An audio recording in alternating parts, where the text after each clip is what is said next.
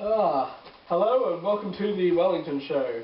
Today we have the honour and the privilege of interviewing the one and only William Booth.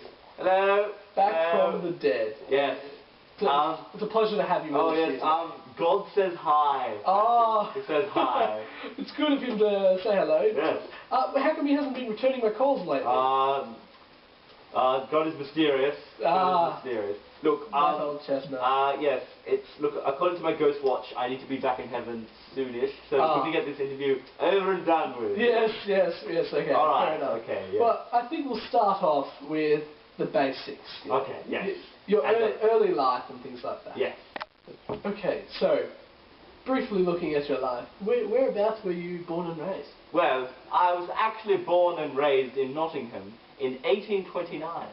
Oh, wow, that's almost, that's over 200 years ago. Yes, it is indeed. Yeah.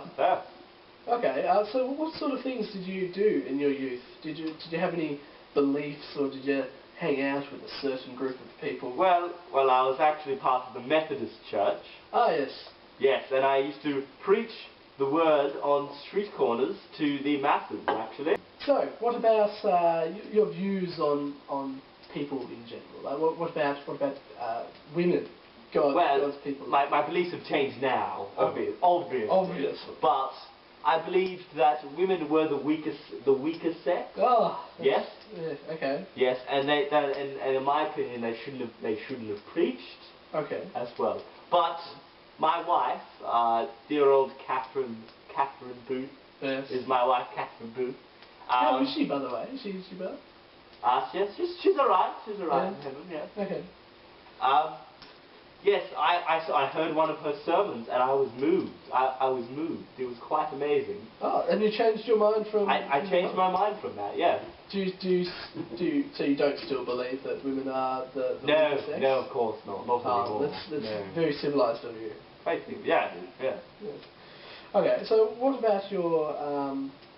what about the Methodist Church? I mean, did you like everything about it? Because nowadays... You know, there are so many different denominations, and we've all got our own little issues with each and every one. Yeah, so, yeah. Did you have any problems with the Methodist Church? Oh, well, they just didn't believe as much in social justice. Oh. Yes, well, they didn't believe in social justice with God's people. I believe that the Methodist Church should have been looking at more of loosing the chains of injustice, freeing the captive and oppressed, sharing food and home, clothing the naked, and carrying out responsibilities. But they weren't doing that as much. That's the sort of area that the Salvation Army usually looks at. Were you very interested in the Salvation Army? Well, believe it or not, I actually founded the Salvation Army. What? Yes, I did actually. Yes, I did. I formed the Salvation Army. Mainly because it was just... I was replacing the Methodist Church because I didn't think that the Methodist Church was doing enough, so I formed the Salvation Army, which was for social justice. Yes. Salvation, bringing salvation to the people. Oh, I never thought of it like that! I see what you did there. Okay, so we've got the basics of your life. Yes. But we don't know much about your theological beliefs specifically. Yes. So, what were the theological beliefs back in the day of the Methodist Church? Because you were with them in your early days. So, what sort of? Well, pretty much they were just the Methodist Church was against the apathy and the emphasis on logic and reason that characterized the Anglican Church.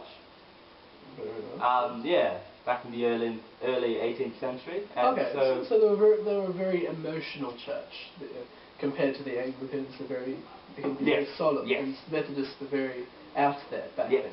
Oh yeah, very much so. I see.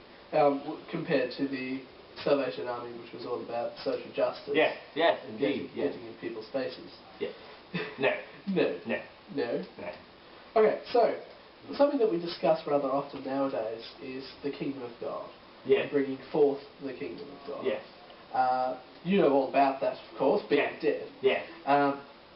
How did you go about bringing forth the kingdom of God and the Salvation Army back in the day? I would say, according to me, it would involve social justice and an overall respect for all people would actually help bring out the kingdom of God, in my opinion, with what I did, yes, and what. In conjunction with other things as well? Oh, yes. Yes. Yes. Ah, so that's what the kingdom of God is all about. Yes. Oh, wait, no, I've got a call. I've got to make a call. Ah, that's amazing. I don't even know how you got that phone. Oh, yeah, well, Hello, yes, could you get God to pick me up? This is William Booth. Yeah, okay, thank you. Just give it a minute. Yes. Now.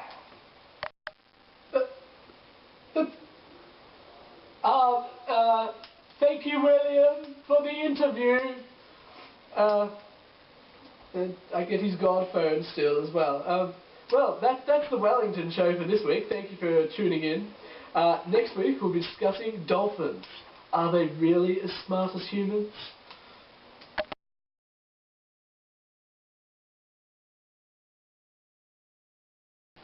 I actually founded the Salvation Army. What?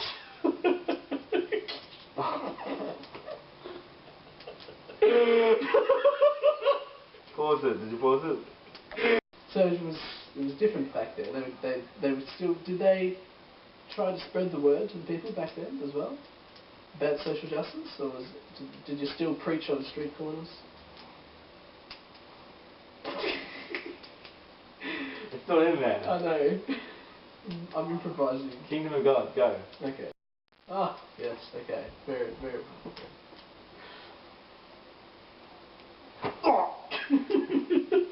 Oh, jeez, got in my throat, you idiot. We'll try that again, shall we?